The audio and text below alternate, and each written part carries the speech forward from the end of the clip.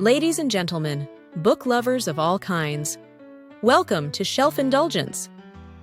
Your hosts, Paige Turner and Grant Story, unwrap the freshest releases hot off the press. Dive deep into captivating narratives, explore hidden literary gems, and indulge in your passion for the written word. So grab your favorite bookmark and settle in. It's time to turn the page with Shelf Indulgence. Okay, so ready to dive into a deep dive that's a little different than usual. Always up for a good mystery. This time we're looking at the Naples Justice Alliance, new novel. Oh, yeah, I've heard of that one. Yeah, it's got everyone talking. It's a cozy mystery. Yeah. But let me tell you, it's got some real depth to it. Okay, I'm intrigued. What's the setup? So picture this. Sunny Naples, Florida. Retired baseball player. Now he's coaching Little League. You know, classic cozy mystery vibes. Right, sounds idyllic. Totally. Yeah. But then, boom, environmental crisis. Oh, wow. What kind? An invasive species. This gecko, they call it the bristly volcanic gecko, the BVG.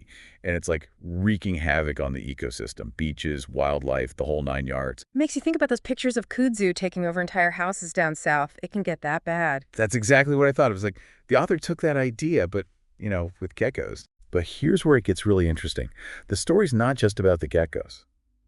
There's this dog, Skipper. Ah, the canine element. Always a winner. Yeah, but Skipper's not just some cute sidekick. This dog, he's like Lassie with a detective badge. Oh, tell me more. So the manuscript, it highlights all these amazing things Skipper can do, like sensing people's emotions, no problem. Yeah. Detecting tiny changes in the environment. He's on it. Even knew an umpire made a bad call before anyone else did. Wow.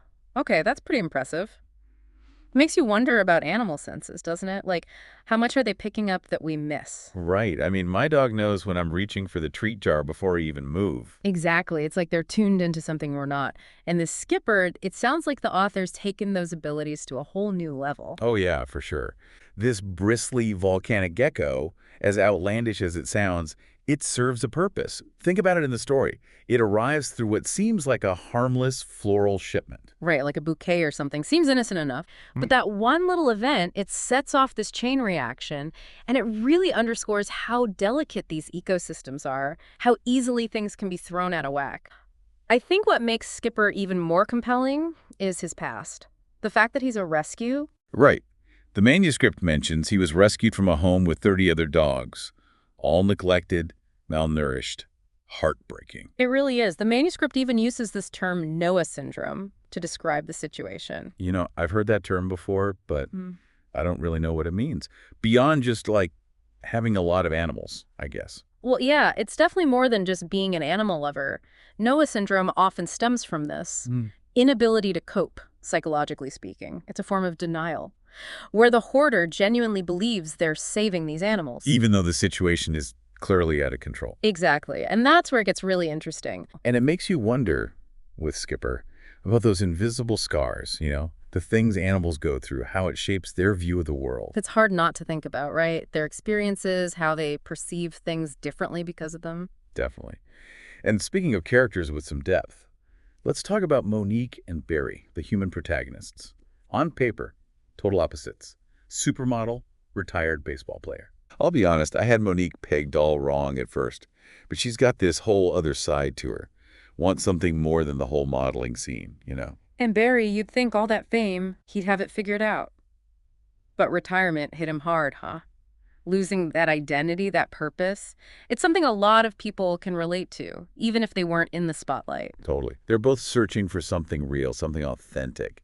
And that's where they connect, right? That shared vulnerability, those past traumas they're both carrying. Yeah, it's not love at first sight with them. More like a slow burn. Trust and understanding building over time. Exactly. And that's what makes it stronger, wouldn't you say? Rooted in respect, shared values. Okay, but we've got these great heroes, furry and otherwise. But can't forget the bad guys. Kindly consultants. Oh, kindly. The name, the whole image. Total wolves in sheep's clothing, those guys. Right. Preying on fear, finding loopholes, this whole environmental disaster, they basically fabricated for profit. I mean, they almost had Naples eating out of their hand, ready to sell that land for pennies. And that's where it gets scary because we've seen this before, in the real world, I mean. Yeah. Big corporations with endless cash, they find a town that's struggling, use fear to manipulate them, then swoop in like they're the heroes. Classic bait and switch. Happens all the time. Makes you realize how important it is to be skeptical. Right? But even when the truth is out there, that's only half the battle. Then things go sideways, the truth about Kindly comes out, and man, I did not see this coming. Yeah. Turns out Monique knows the mastermind behind it all. And that's what makes it so powerful. Speaking of powerful, that scene at Kindly's press conference. Talk about a climax. Oh man, so good. The tension, the way the truth comes out. Like we've been saying with the Naples Justice Alliance, sometimes the most engaging stories are the ones that make us question things, challenge our assumptions, force us to look at the tough stuff, and yeah, leave us with more questions than answers. Because sometimes it's those unanswered questions that spark the most interesting conversations, right? Absolutely. They make us want to dig deeper, learn more, and that's a good thing. Couldn't agree more. And get this. Our author used AI to help write parts of this book. Oh, really? Like artificial intelligence? Yeah, they actually talk about it in the manuscript. They called it a creative partnership. That's fascinating. You know, we always hear about AI in music and art, but writing, that feels different somehow, more personal. Right. And this author, they weren't just using AI to like crank out chapters. It was more about brainstorming.